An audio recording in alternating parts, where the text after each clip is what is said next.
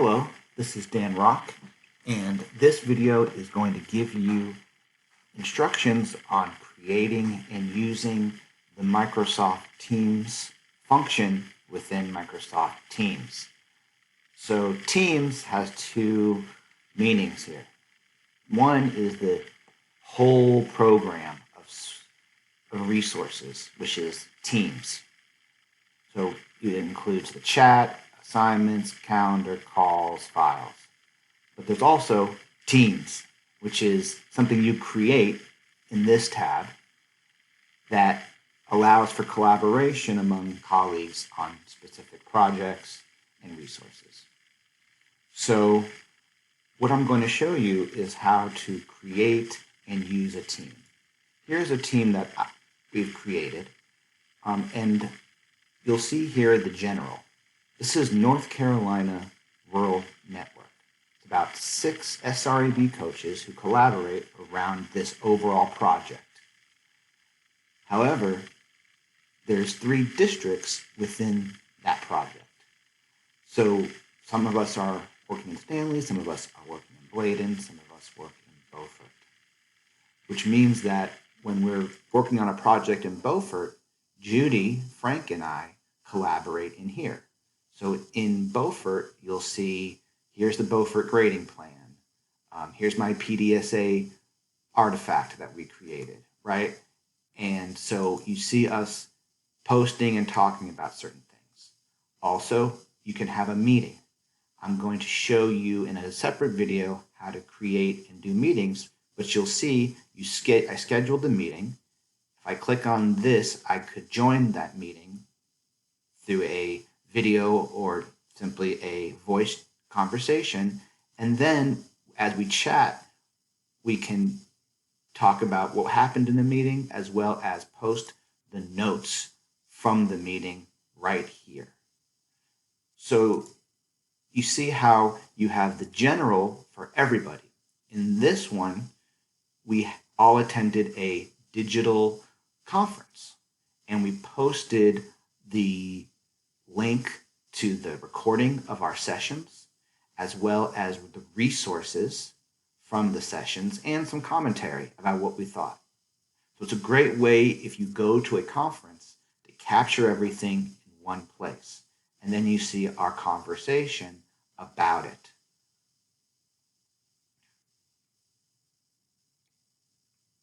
Also, I'll show you another quick example. In creating a resource for SREB folks to use Teams, I created this in the SREB School Improvement.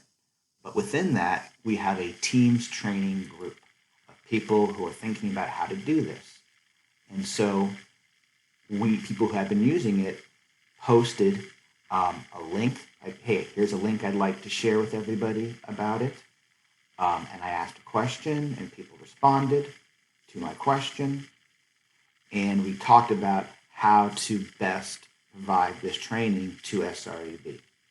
And then I created a plan and I posted the plan to the group and the group was able to talk about the plan.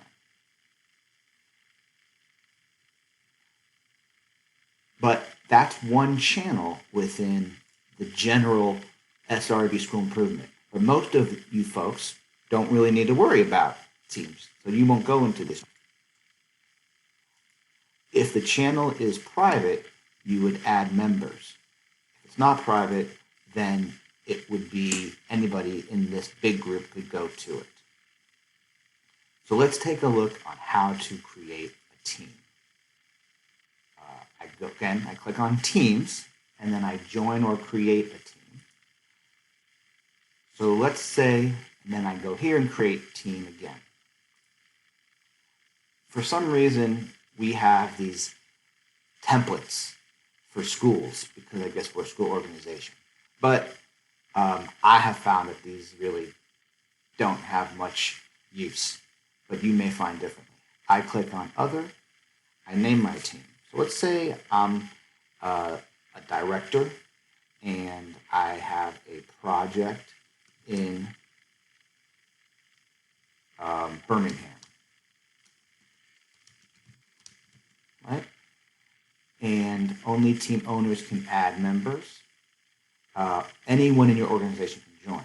So if you make it public, then Steve Pruitt can join, Dale can join, anybody, you can just go in and be in your group. So, which you may want, or you want it to be that you can control who can be in it and who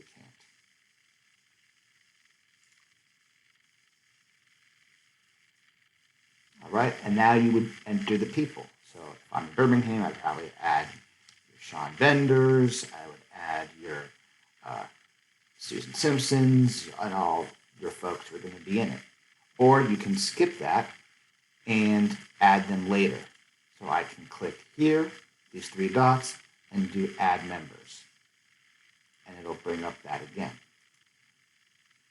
So now I want to set up my channels.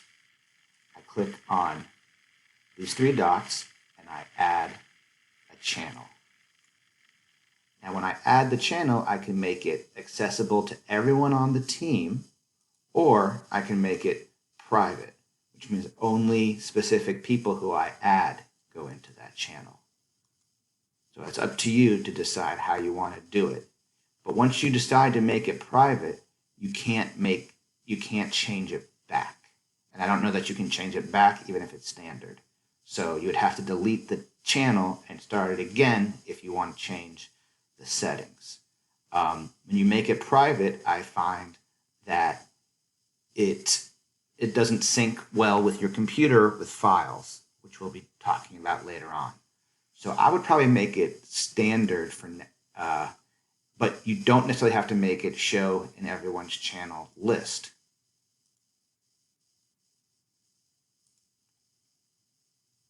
Okay, so you name it. So I'm going to name it DJ Rock Middle School. All right, and I'm going to add it. And then I'm going to add another school. So these are my schools that are going to be, now I'm just going to show you that you can make it private and then next. And because it's private, I had people. So now I would add the people that are going to work at that school. But the names that would come up would be the names of people in the team. If I don't have anybody in the team except for me, no names are going to come up. And you know it's private because it has that little guy there, and so I can now add members. You also might want to make a channel that says, for like something like we have a November convening, right? Or we have a staff meeting that we're going to present on. So that becomes a channel that we are going to collaborate in. Now, maybe only you made it public, so only a few people, but only a few people need to do it. Well, people can hide it. So if I don't want to deal with that channel because I don't work in that school, but it's not private, then I can just hide it. I would recommend making them public so that they're all here, and then deciding if you want to hide it yourself because it's not relevant to you. But it's better to have them all there and be public. So that's channels. So now within channels, you have posting. And it very much like you would do if you have ever worked with Facebook or any of those. You can simply type a message, right? About, has anybody seen anything on engagement, right? Now here's the thing. If I type that in, it's not necessarily not everyone's going to be notified. It'll live here, but people won't get a notification. So to include a notification, I'm going to @ and I can @ a person. So I can @ Susan Simpson. Now she's not on the team, so I don't think it's going to come up, right? But it should have to be somebody on the team, and then it'll pop up there. Or I can add this, I can add the presentation. So I can do the channel, staff, meeting, presentation. And by doing that, everybody who's in this channel will get it. So it's important that you add people in the team that you want to see it.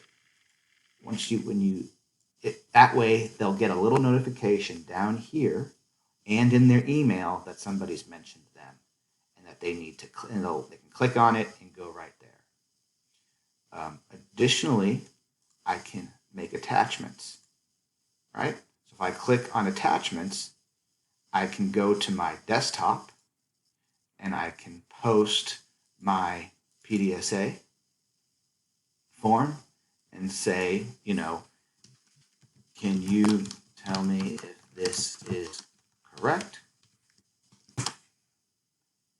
Post it, and now everybody can see it. And everyone can choose either to open it online so that they're all looking at the same document, or download it, or even edit in Teams. So you don't even have to necessarily leave Teams. We can edit it together in here.